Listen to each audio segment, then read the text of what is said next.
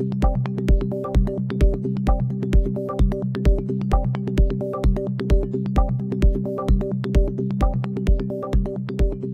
buenas noches, amable auditorio. Bienvenidos a una edición más de su programa Foro Potosino.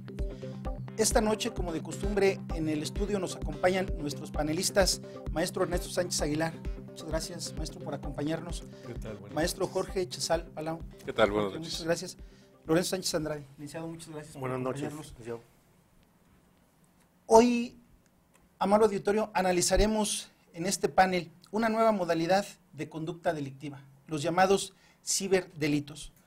Las redes sociales en el terreno del Internet son una plataforma que permite compartir afinidad de intereses, información de trabajo, temas familiares, de amistades e incluso amorosas. Y al interactuar a estas, se crea una comunicación virtual de proporciones inmensas. Pero ¿qué tan seguro es estar detrás de una pantalla? ¿Qué tan seguro es estar detrás de un teclado? ¿Qué pasa con los excesos? No hay que olvidar que la libertad de expresión también tiene límites, que consisten en no atacar la moral, no vulnerar el derecho de terceros, no provocar algún delito o perturbar el orden público. Esas limitantes indudablemente deben ser las mismas para las redes sociales. Usted, amigo del auditorio, ¿cree que las redes sociales sean un instrumento para la comisión de delitos? Estos temas y mucho más analizaremos esta noche en su programa Foro Potosino. Y sin mayor preámbulo, para comenzar con el tema, maestro Lorenzo Sánchez Andrade, hemos visto algunas iniciativas en algunos estados de la República para tipificar el ciberdelito. Aquí en San Luis Potosí, expresamente nuestra legislación no lo contempla. Hemos visto en días pasados incluso la comisión de delitos que nacen precisamente desde una computadora, desde un teclado, a través del Internet. ¿Cómo enganchan los delincuentes a las personas para privarlas incluso de su libertad y posteriormente de la vida? ¿Es necesario aquí en San Luis Potosí una legislación relacionada con el Internet para sancionar esas conductas que se generan a través del Internet, a través de las redes sociales? Sí, es un tema muy polémico. Gracias, licenciado Martín, por esta invitación. Sí se considera que es un tema muy polémico, habida cuenta que nuestra otrora tranquila ciudad de San Luis Potosí se ha visto sacudida por ahora infames delitos que son cometidos al amparo o atrás de una pantalla o un monitor de una computadora. Y desgraciadamente nuestra legislación no se encuentra debidamente tipificado como tal algunas conductas, mas sin embargo no debemos de perder el punto de vista que en el Código Penal Federal sí queda plenamente tipificado a partir del artículo 202 y consecuentes una serie de descripción de lo que son los llamados delitos cibernéticos. Yo considero que en este sentido la parte relativa, incluso la penalidad, habla de 7 a 12 años de prisión. Eso significa que la persona que comete ese tipo de delito no tiene derecho a libertad bajo fianza. Es considerado un delito grave. Y la imposición de penas, adicionalmente a las multas, habla incluso de 2,000 días de salario y habla del decomiso de los instrumentos que sirvieron para la comisión del delito. Considero que en la parte de San Luis Potosí, pues tendríamos que tratarlo con muchísimo cuidado, precisamente para evitar que haya una controversia entre el Estado y la Federación. Que después tengamos una controversia entre agentes del Ministerio Público para saber quién es competente, si un juez de distrito, un juez del fuero común. Habría que delimitar perfectamente esta parte. Nos estamos refiriendo única y exclusivamente a aquellas conductas que tengan un carácter de conducta de contenido sexual, lascivo, ¿sí? Pero habrá otro tipo de delitos, ciberdelitos, como aquellos a la invasión a tu privacidad, aquella invasión a que te pueden realizar incluso actos fraudulentos o de abuso de confianza, etcétera, etcétera, donde tú tienes o resguardas información que solamente es propiedad tuya.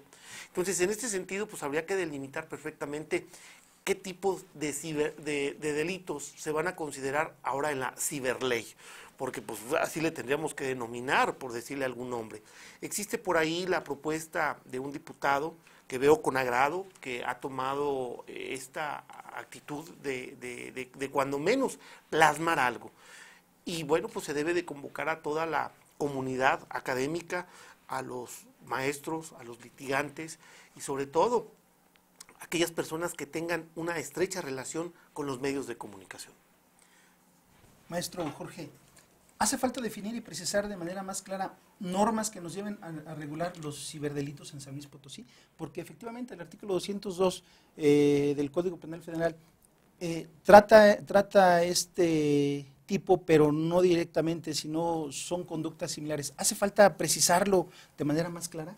¿Establecer una norma más clara en nuestra ley punitiva? Sí, pero yo estoy de acuerdo con lo que dice Lorenzo. Habría que tomar en consideración varias aristas que presenta el problema. Mira, punto número uno, un gran problema que existe respecto de este tipo de cuestiones relacionadas con el Internet es el tema de la regulación. Olvidemos de la parte delictiva, en general, el tema de la regulación en Internet. Porque Internet, si bien es cierto, funciona a través de redes de telecomunicación que pueden ser prestados estos servicios por parte de concesionarios del gobierno federal. Lo cierto es que el Internet no forma parte de estas concesiones, sino que es un servicio adicional en donde se utilizan estas redes de telecomunicación, estas redes públicas de telecomunicación, pero que no forma parte de los objetos o materia de las propias concesiones en sí mismo. Se ha tratado ya de regular ahora con las concesiones de flujo de datos que se están dando a través de todas estas reformas en materia de telecomunicaciones. Pero ahí tenemos una temática, y una temática que incide en el tema de los ciberdelitos, porque si se trata de conductas que se relacionan con el uso de una red de telecomunicación, entonces tiene que ser de competencia federal. Y entonces no podría el gobierno del Estado o el Congreso del Estado impulsar una reforma que estableciera estas figuras delictivas dentro de la legislación de San Luis Potosí. Pero no hay que perder de vista que una cosa son las conductas delictivas que puedan ser consideradas como ciberdelitos y otras, las conductas delictivas ordinarias, por llamarles de alguna manera, donde se haga uso de estos mecanismos como el Internet, como las redes sociales. Caso concreto, puede haber fraude, puede haber privación de libertad, puede haber secuestro, puede haber extorsión, puede haber muchos delitos en donde el delito en sí mismo sea un delito convencional, pero el mecanismo empleado sea una red social o sea el sistema de Internet. Lo hemos visto en San Luis Potosí, el caso reciente de una mujer joven que fue secuestrada y fue asesinada, y el contacto inicial y todo el proceso de convencimiento de ella para que se dirigiera a determinado lugar parte de una red social, fue Internet, ¿no? Entonces, ahí habría que hacer esa distinción para efecto de poder definir, una, los que son ciberdelitos propiamente hablando, y otra, lo que son el empleo de mecanismos relacionados con la cibernética para la comisión de delitos convencionales. Y ahí, en ese caso, ahí sí la legislación estatal sí pudiera en determinado momento tratar de definir algunas conductas, no en función del contenido del ciberdelito, sino del agravamiento de las penas o de la redefinición de las conductas en delitos convencionales donde se utilicen estos medios. Perfecto. Hemos visto en algunos estados de la República, licenciado Ernesto Sánchez Aguilar, ya algunos antecedentes. Por ejemplo, veíamos hace poco en el estado de Tabasco, concretamente, un tipo llamado, me refiero a un tipo penal, alarma social, que tenía que ver con el Internet.